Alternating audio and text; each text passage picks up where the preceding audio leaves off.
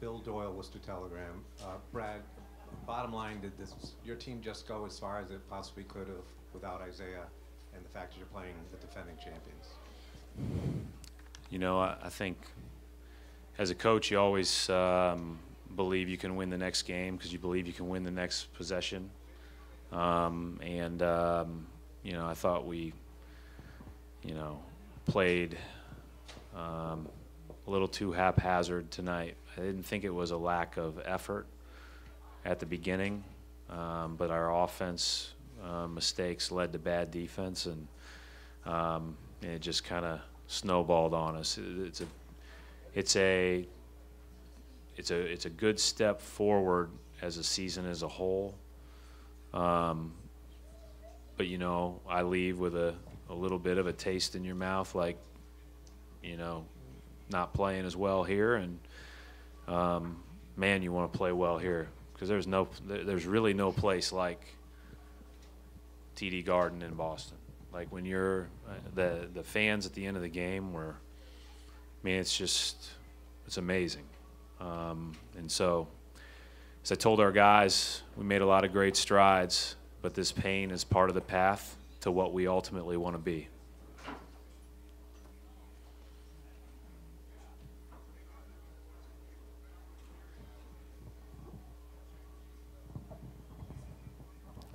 Brad, Steve Belpet, Boston Herald. You know, every summer there's roster turnover. How difficult is that going to be with the group you had this year, considering what you guys had built and just how things went there? It's difficult every year whenever you don't have guys back. I think you share a bond. Like, I think we had our first practice 8 months ago tomorrow. We've been together pretty much for 8 straight months. And, you know, there's a lot of bond that's created with that, especially on a team that, you know, has some success. I appreciated everybody's accountability. I appreciated everybody's approach. I thought that those things were huge in helping us all achieve together.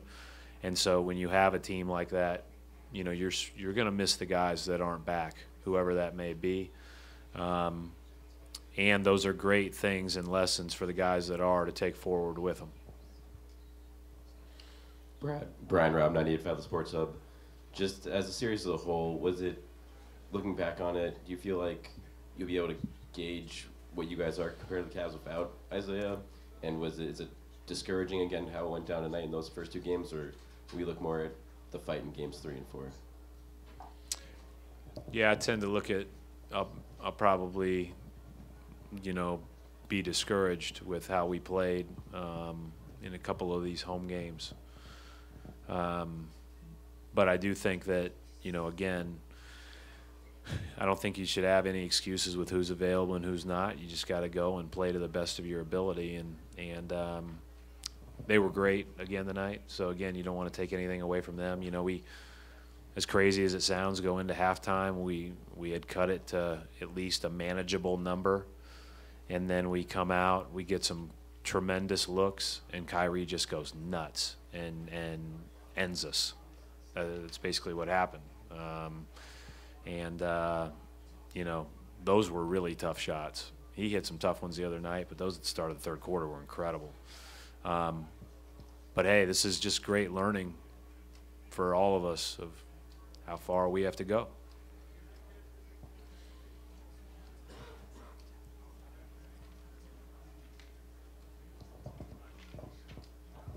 Coach Mark D'Amico, Celtics.com. You've talked all season long about how these guys play with chips on their shoulders and backs against the wall. They always respond. Throughout this playoffs, they did the same thing. How proud are you of this group? Yeah, I liked coaching this group a lot. I liked being around this group a lot. I appreciate what each guy has brought to the table and however long their tenure has been. I don't think you can always say that. Go all the way down the roster and say you appreciate each guy, and each guy got better, which I'm really excited about. So that's our task. We got a long way to go. You know, we had a great year. We made, in some ways, we made a run at it. We made progress, but not good enough. And, you know, I've said this before, if you coach in Boston, good enough's what matters. Brad, Gary Wash from Boston Globe. From this series, what do you want the players to take into the summer? I mean, it seemed like they're a little ways away, obviously, from elite. I mean, what do you want each individual player to take away? Well, I think collectively you take away what elite looks like, because I think we saw it firsthand, especially in these home games. You know, and we'll see how they match up against Golden State and how that goes. But then individually, you know, there's room for improvement on everybody. But we got some outstanding performances, and we got some throughout the year, and we really had a lot of guys progress well. But they got to keep making that progress, and I think that starts with Gary. They got to take some time to rest, but then it's a holistic commitment. It's the way you eat, it's the way you sleep, it's the way you treat your body in the off season, it's how hard you work at the little things you need to do better, but more importantly, what you do best, perfecting those things. And we'll come up with a game plan for each guy, communicate that appropriately, whether they decide to stay here and work out with our coaches or, you know, go on and work out wherever.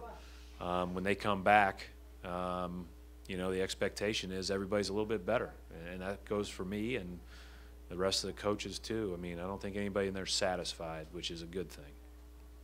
Jared White, CLNS Media Network. Do you feel overall, besides winning a title, that you guys met all of your objectives for the season? I don't have any objectives other than winning the whole thing. So, and I think that, you know, I've said this before, to me, that's the only goal you shoot for, because then if you put your goals lower, then you create a ceiling for your team, and I don't think that's fair to your team. And then the second part is that just allows you to focus on what's important, and that's the day-to-day work. And the other thing that I'd say about this team is they're fully committed to getting better every day, and that's a good thing. That's hard to do. So that those character traits are going to be important moving forward, that they continue to be passed on from the guys that are in that locker room. Brad, Chris Gasper, Boston Globe. How do you balance the affinity and affection and admiration you have for the guys that are currently on your team and how hard they've worked with sort of the reality of the NBA? It's such a talent-driven league. You know, look at the two teams in the finals, and yeah, those are superstars, all-stars on those rosters. And every year you're going to lose guys. Whether the guys in our locker room are on our team next year or not, I'll have a great affinity for them. Same way with the guys that have been here in the past. But I think we've got a good amount of people that will be back, and obviously a strong core, with a, you know, also some, you know, exciting opportunities in the draft. I mean, it's pretty cool to think about that in 3 weeks you got the #1 pick in the draft. It means that I've got to go straight to work tomorrow. You know, I'm looking forward to watching some of these prospects. Thanks.